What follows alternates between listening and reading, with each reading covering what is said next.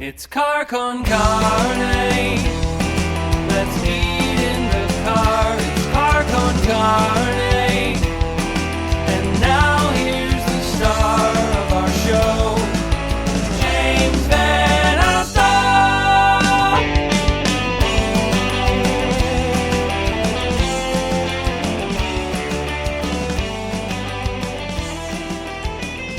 I feel way cooler. I always feel like way separated from myself when I put on sunglasses at night because it's like...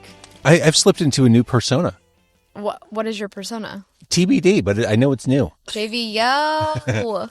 This right here is Car Con Carne. Car Con Carne is a Q101 podcast. I'm James Van Alstyne, and Car Con Carne is sponsored by Easy Automation, easy-automation.net. If you're looking to transform your home, office, or business into a smart, seamlessly connected space, Easy Automation delivers custom automation solutions that are tailored to your lifestyle. Whether you're upgrading your home entertainment, streamlining your office tech, or enhancing the atmosphere in your restaurant or sports bar, they've got you covered. Their expert team designs and installs personalized systems, from smart lighting and climate control to audio-video distribution and robust Wi-Fi networks, all managed through an intuitive app on your favorite device. Easy Automation makes technology work for you effortlessly, reliably, and always with your satisfaction guaranteed. Satisfaction guaranteed, Frank. That's good. Visit easy-automation.net or call Dan at 630-730-3728 and take control of your environment today. Car Con Carne, also sponsored by Exploding House Printing. Exploding House can help you with all of your screen printing, embroidery, and merch needs. This is especially good if you're a musician, an artist. They've got your back at Exploding House. They're local, they're based in Hermosa, and they focus on small businesses, bands, brands, all of it. They've worked on products for Meat Wave, the Empty Bottle, the Botanic Garden, which is like a 5-minute walk from where we are right now, Dante's Pizzeria. The list goes on and on. You can go to explodinghouseprinting.com to check that out. Jonathan at Exploding House, he's been doing this for a very long time, and he knows what he's doing. Besides technical expertise, he delivers production efficiency and cost awareness to offer boutique print shop quality at much lower large print shop prices. Check them out on Instagram at Exploding House, or go to their website or email info@explodinghouseprinting.com and get yourself a quote. I am in the parking lot of Charlie Beinlich's. Is that how you pronounce it, or is it Beinlich's? Charlie Beinlich's. It's Beinlich's? Beinlich's. Charlie Beinlich's. I'm joined by River and Frank, the musical couple behind wht.rbbt.obj, who will release their third album in 3 years on the 17th. Oscar Bravo Juliett keeps things moving forward for the band with a collection of songs that are alternatingly, sometimes all at once, fuzzed out, torchy, sexy, and searing. Hello. White Rabbit Object. So we're outside Beinlich's. I've never been here. I've wanted to go here for a very long time. It looks like the kind of old school dive bar with food that's been here forever. It is, in fact, that old dive bar with food that's been here forever. It is. It smells like burgers when you walk in.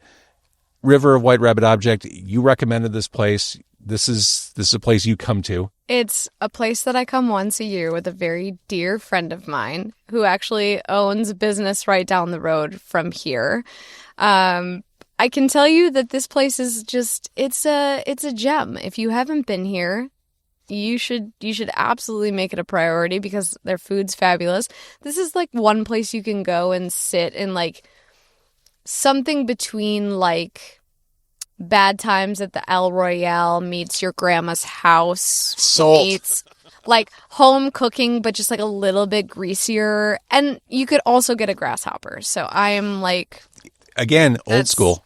I hope I sold it well with that. 100%. Now, here's the thing. I've been terrible with this podcast and food just because it's really hard to do. It's expensive. If you don't have a restaurant sponsor, or if I don't have a restaurant sponsor, I'm paying out of pocket, which it adds up because I'm doing like 2 or 3 of these a week. So I've been not necessarily leaning on food. We actually decided we're going to have food for this episode, but because they're so busy, we have to wait for a while for the food. So we're not even eating food in this podcast. No, we're going to enjoy the food. Right. Not in the company of all of you fine viewers. Yeah, so sorry if you enjoy the sweet sounds of people chewing French fries, but that's on hold. Yeah, so fun. White Rabbit Object at the Music Box in Rockford on the 11th. Melody Inn on record release day in Indianapolis. And Buffalo Creek, or do you prefer Crick, Brewing in Long Grove. I prefer Crick. I know. I knew you did. I knew it. Doesn't that just track for him? It 100% tracks. That's in Long Grove, probably 15 minutes from where we are. right now. And I kind of hinted toward this when we started recording. I'm wearing sunglasses. The second both of you walked in my car, the sunglasses went on. Like it was game time. And I'm like, I'm not going to be the only guy or only person in the car without shades. Sunglasses. Yeah, no. I feel actually, I feel like that I'm like rather boring in real life. And as soon as the shades go on, then I get to fully step into my new character as somebody that's potentially actually cool. Well, let's talk about the character. I saw you, what was it, last month at G-Man? Yeah. August. August 29. Yeah. It seems like only yesterday. But character-wise, you had like this Emma Peel 1960s Avengers thing going on. Thank you. Which I have no idea what that means, but I love awesome. it. Isn't that an awesome outfit? I love it. You know what I mean? I do. Yeah. No, totally.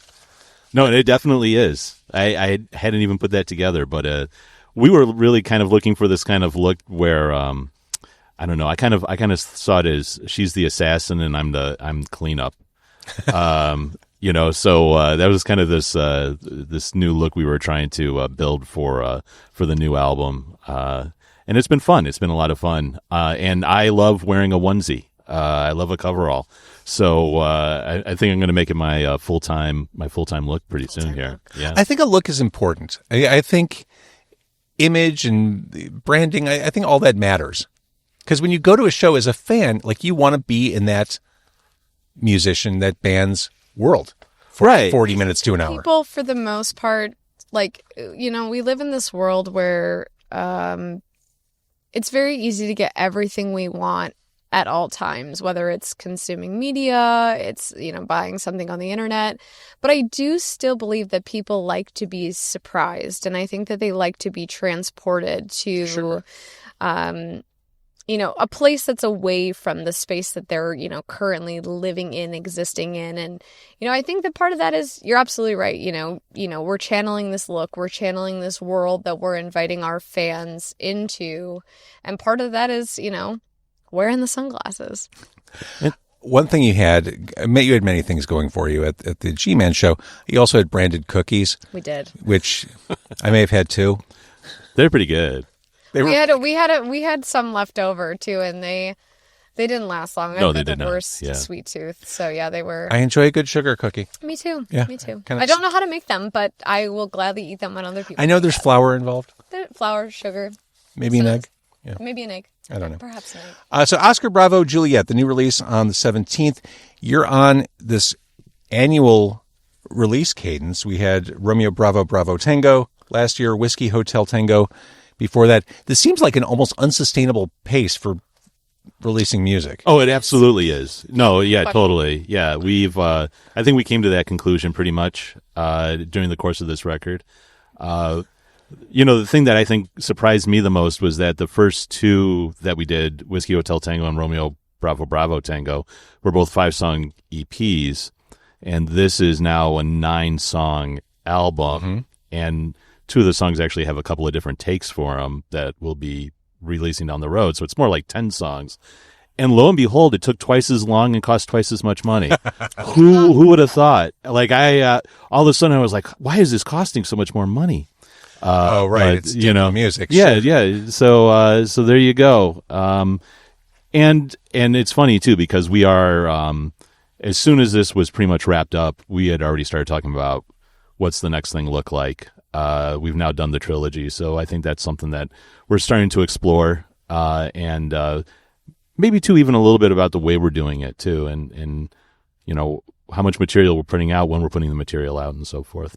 Because did you put these deadlines on yourself? Like, we have to do this every year, or is that just the way it worked out? No, it was me. It was me. I put deadlines on it, and everybody's telling me stop putting deadlines on yourself, and I'm like, no, let's put another deadline.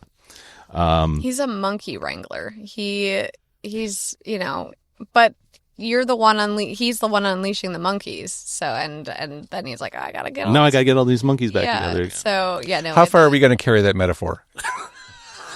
All the way to Planet of the Apes. Okay, perfect. Another movie I haven't seen. I'm super nerdy. I hope you realize that by now. I love that about you, and I love that about Frank too. I haven't found my fandom yet. Does that make sense? Like, Sure. I haven't found like the nerdy That is thing so that- not true. You do have a fandom. Jazz musicians. You will wax poetic about jazz musicians, and it is total. You nerd out. But that's not it's like just a fandom. Sure it is. It is absolutely you. All those jazz records you have and everything else. That's 100% Yeah, fandom. no, Okay, fine. yeah, That's my fandom. yeah. All right. I guess I thought that fandom had to be something like Marvel movies. Something you had to go to a convention for? Yeah, like I had to dress up. Like I can honestly tell you I'm not gonna I pretty Dressing much already Miles Davis. No. I mean Miles Davis had great style, but no, I'm not showing up to the jazz music nerds convention and dressed up as, my favorite jazz musician. But Ella I mean Fitzgerald. hey, maybe You would be the youngest one there, I would imagine. Oh yeah, perhaps. But also, like, I think that actually could be really fun. You just, like, it's a bunch of people in the hallways just, like, scatting endlessly. With their jazz cigarettes? Yeah, Oh, that would... Yes, I'm fully for this. This sounds actually great. If anybody's listening that does, like, Comic-Con conventions, but you also love jazz music, like, let's make this happen, I guess. I guess. So on this new album, Oscar Bravo Juliett, new release happening on the 17th, River, we're getting a really big taste of your full range on this one. You howl on Cash on Delivery. You play the minxy troublemaker on Daddy Lollipop. And then you've got that delicate approach on Low Key. Do you feel like you stretch out a bit on this? First of all, minxy troublemaker is absolutely going to be my Instagram bio tomorrow morning. I can tell you that. I loved making this record because, we collaborated on writing a bunch of the music, but we also came to the table with a lot of different things and we challenged each other in a lot of ways in terms of the songwriting. And I do feel like, some of the songs on this record we've had written for a very, very long time. And, we had never created a record that served those songs. And I feel like I really had the opportunity to sort of like flex my different abilities in terms of like vocal inclinations that I have and really get to tap into different characters and different ideas. And so yes, to answer your question, I do feel like this record is definitely the best showcasing of, what I'm able to do, but also some of the other things that maybe people didn't realize that I could do. That's also me playing xylophone on Secrets. So Amazing. Is there a red thread thematically through these songs? Oh, that's a good question.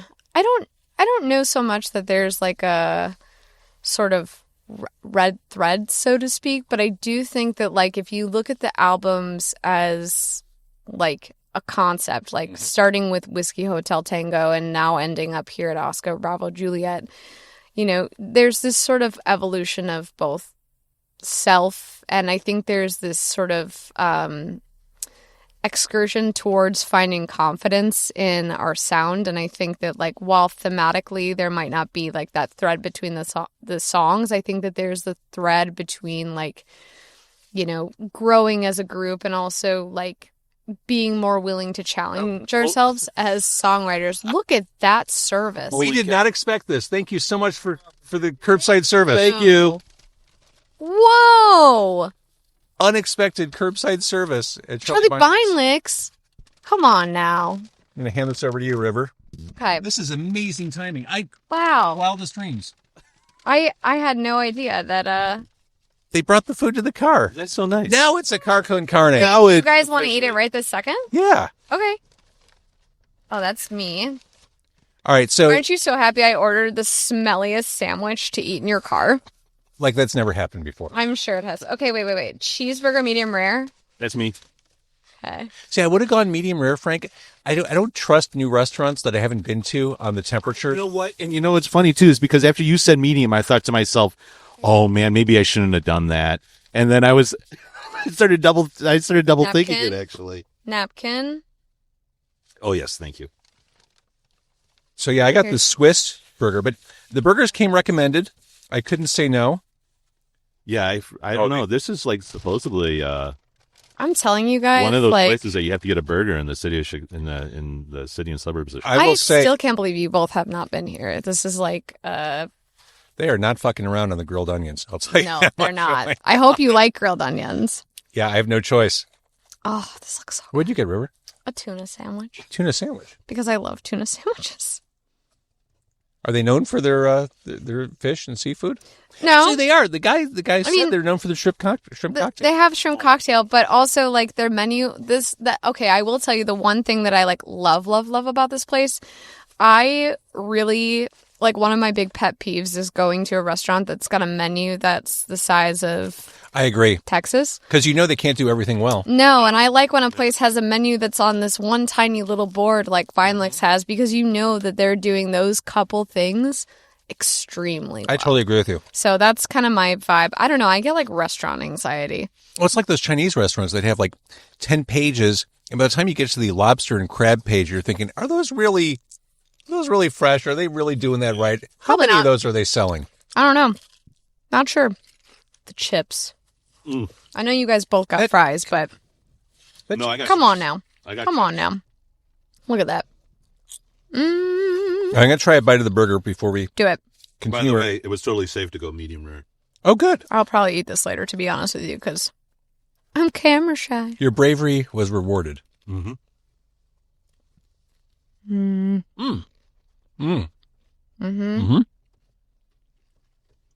Telling you. Oh, good choice. I do love a Swiss burger. Yeah, this is all right. I like to say that there's a burger war in Chicago, and there are no losers. There are only winners. Well said. Mm-hmm. So, can we talk about some of the new songs? Mm-hmm. I guess that's why you're here. Oh, wait. I have a pickle in my mouth. Hold on. No, we're just here to. If I had a nickel.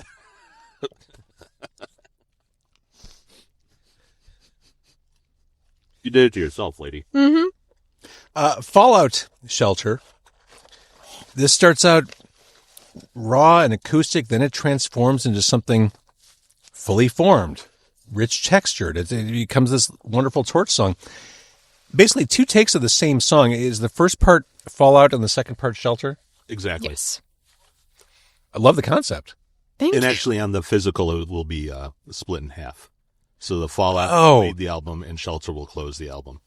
But in the I like that. in the digital world, you can't really, like It's harder to sort of replicate like what we were trying to do from the just put it all in analog one. perspective. Yeah.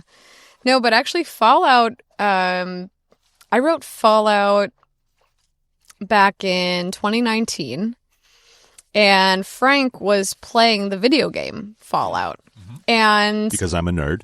I was like, I don't know. We were like laying in bed and all of a sudden I hear the ink spots and the whole like soundtrack to this video game is, this old timey, like really cool music. And I woke up the next day and I was like, I want to write something modern that's kind of like ink spotsy. And so Fallout is sort of like my little tribute to not only where I first heard the ink spots, but also, just that like very like tenuous old school style that they had that was really just like, because if you listen to all their songs, they all start the same. There's not one song that starts, maybe the keys modulated a little bit, but like, I don't know. It's always the same riff. But I was so impressed by how a song that starts the same every time could sound so new and wonderful every single time that you listen to it. So that was the inspiration behind Fallout. I love that you have it bookending the album. Yeah. I didn't know that coming into this, obviously. I think that's perfect. Perfect. Thank you. Yeah, I was actually putting that together today, getting the vinyl together. And Oh, because the G-Man show was supposed to be the vinyl release show, right? It's the record release show, but then... remember, I put bad timelines on myself. Yeah. Yeah, vinyl's a tricky one to plan around. Oh, yeah. Well, Yeah. So, Like, you know that. We're organized, but, we're also... Thinking again about that G-Man show, about just the persona and the presence, the character break I think I appreciated the most, and I forgot what the context was, River. You talked about how you're terrible with conflict. And it was one of the most charming and also funny moments on stage. What were you talking about? I think we were talking about Tailspin Radio. Okay. Because Tailspin Radio is It's a song that we wrote about the current state of politics That's in right. our That's right. country. And while I know where I stand, you know, I have a really... I will always stand up for what I believe in. I always will stand up for people that may not have the same privileges that, you know, we are very fortunate to have, and will always stand up to adversity. But like, you know, sometimes I feel like I've been having hard conversations my whole life, and like it's really difficult to have conversations with people sometimes when it feels like you're not sure who's listening. Yep. Or you're not sure if it's being received on the other end. And I don't think I'm alone in feeling that way, of like feeling very self-assured in how I believe and what I believe, but like also knowing that like, gosh, we're like so divided, and how do we say like, you know, no, what you're saying you believe in is unjust, but also you want to be able to like reach across and be like, I want to understand, and I want this to be better, you know? And so again, I'm really not good at having difficult conversations, if I'm being totally frank with you. Yeah, and music is sort of like my way of being able to like sort of transcend that sort of Achilles heel of mine that, you know, makes it difficult for me to have difficult conversations. Totally get it. Two quick thoughts. Hopefully One, it wasn't so long-winded. not at all. Two quick thoughts. One, this burger is delicious. It is. That's Are you doing good in yours, Frank? Yeah, it's gone. Oh, hero. Yeah, yeah. Two, I No, he unintentionally... eats too fast. Well, yeah, too. I do too. I unintentionally walked us into the conversation about Tailspin Radio because it's my favorite song on the album. I'm so glad. It was a lot of fun. And it literally was... like I had all the guitars like in my head at one time. I usually like when I'm writing music, I tend to write in like riff form. And this was one of those rare times where like I heard the entire sound that I wanted. So I was like, I'm in our little office and I'm laying down the guitars. So I laid the bass line down first, which is relatively simple. And I laid the rhythm guitar, which is relatively simple. And then I laid that lead guitar over it. Mm-hmm. And this one shows up at the door and she's like, "What is that?" And I said, "I don't know yet. It's just something that was in my head."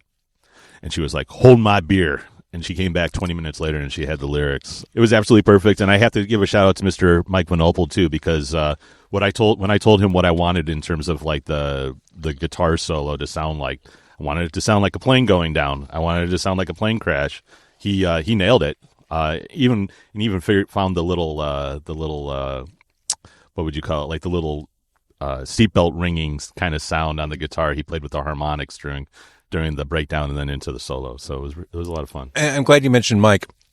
I said to him after your last show, I knew this going into the show, but I was reminded, you're a really good guitarist. He's really fucking good at what he does. He's incredible. Both him and AC. I feel like this is the first time in like White Rabbit Object lineup history that we've sort of had this like synergy between the four of us that like you never have to like ask the question about like if we're all on the same page about. Which I've got to think for those two guys, it's probably a little weird with you two. In what way? Because they're always they're leading their things. Well, because you two are, I'm assuming, always in lockstep. You live together. You're married. I mean, yeah, we can kind of probably ride. What's the word? Ride roughshod over everybody else's opinions and like everybody's bending to our will.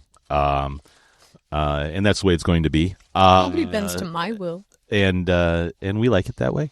But yeah, no, it's.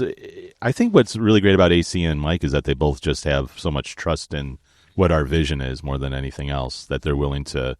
They're like, okay, cool, you know. Well, and they're both absolute chameleons in the sense that, like, I mean, they can truly play anything, and I think that that's very apparent on this record. Is that, you know, we took a lot of creative liberties in terms of the songs that we put on this record, and we felt very confidently about that. But at the same time, like, Mike and AC both came in like, yeah, no, this needs that needs that. Let's roll. Let's do this. And I could not be happier with the way that everything sort of, you know, turned out. But also just feel very lucky that, you know, those are the two other people that we get to play music with. It's not only like I'm getting sappy, but like it's not only like a joy to play music with them, but I just genuinely like love them both as like great. brothers, and you know. I'm very, very lucky that they're in our lives and, yeah, that they want to play music with us. So again, Tailspin Radio, this is one of those White Rabbit Object songs that I was all in within the first 10 seconds. Like, Cool. like it's just one of those things like you just know. This is another reference that may completely fall flat with you, but that guitar riff is almost like a twisted inversion of Smokestack Lightning. Oh, I guess I hear what you're saying now. It is. Huh. And I kind of love that. Guess who's playing that riff on the record? Just take a guess. It's me.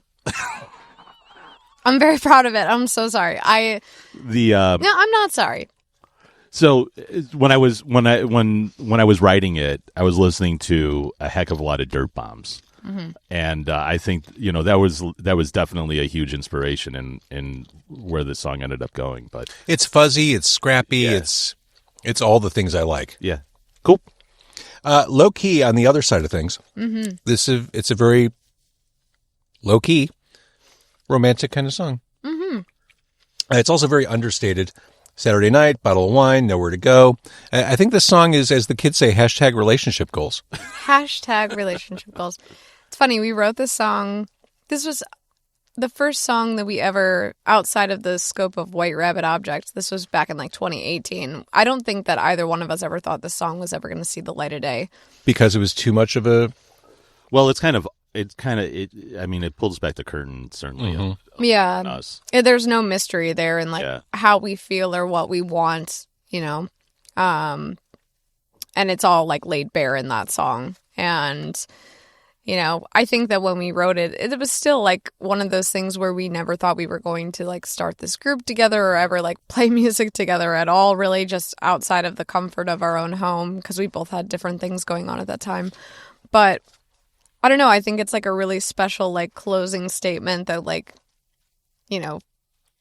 like almost like an homage to like the fact that like we're really glad that, we did start the whole thing and, But still, can we just be low key? I'm hoping one of these Someday. days, one of these days. It's Halloween season, which this is my favorite time of year. Me too. But, perfect timing for trick-or-treat season. You have a song about lollipops on the album. Daddy Lollipop. The bass line, the feedback-drenched guitars on this are awesome. There's also a fantastic breakdown in here. And the breakdown in particular on this song, I think is as good a representation as you'll hear of the entire band just gelling. Thank you. you. Play yeah, together. thank you. Awesome. So what's this about? What does it mean? I've been like waiting all night to say that. I was hoping. I know. I was hoping you were going to give me the opportunity. I was saving Daddy Lollipop for the end. What does it mean? Well, You just worry about the clutch. yeah, exactly. Yeah. It means go get yourself a bag of blow pops and hope that nobody comes to your house. And no, it's you know what this song's about. Yeah, no, I think one of the things that we do not shy away from is being naughty in this band, and yeah, minxy, and it's fine, it's cool. Frank, you want to add anything about Daddy Lollipop? I think, Frank, you don't need to. Thank you. Yeah. No, You're good. it was just one of those songs that it came together real easy.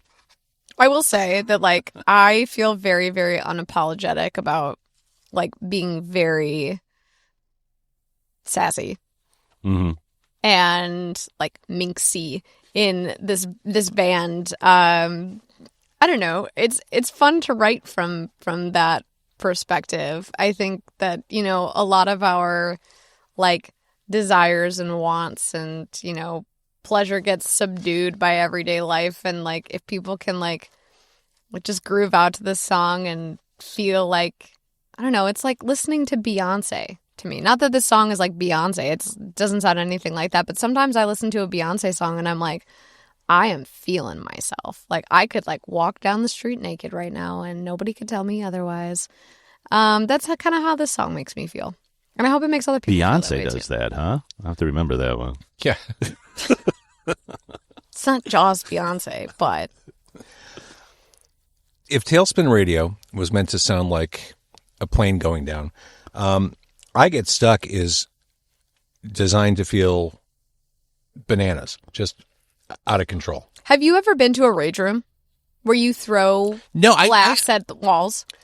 I never believed those were real. Those are actually... They're a real thing. And I think that is what I've also never been to one. I've always wanted to go, but I'm too scared that I'll get overwhelmed and start crying. But I do think that that's what this song sounds like. It sounds like you just throwing...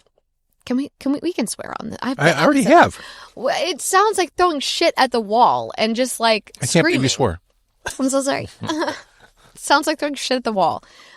Is what this song sounds like to me. It's just you're fed up. It's fed up personified, which I love. I don't know. For me, I hear breaking glass and just noise and bananas. One of the things I like about it, to me, it has a very new wave vibe. Thank you. Stripping your voice out of it. If you just listen to the music, it sounds like something that could have been recorded in 1984. Thanks. That's super cool.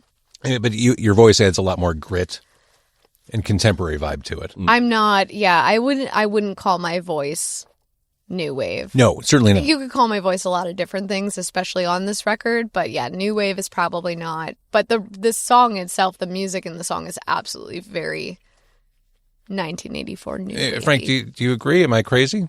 I don't think you're crazy at all. I think that I thinking back when I wrote it, what exactly I was thinking about. There was a couple of musical things that I've been trying to squeeze into a song since day one with this band, and the descending from E-D, to put that descending line in between verse and chorus that goes from E to D, the C to B, has been something I've been trying to squeeze into something literally for years now, and finally got it to fit somewhere. I was like, yeah, that's one gimmick I can take care of. X that one off, check that one off the box. You know what? You asked about the red thread earlier, and I actually think what the red thread of this record is a lot of waiting and pacing around for things to work.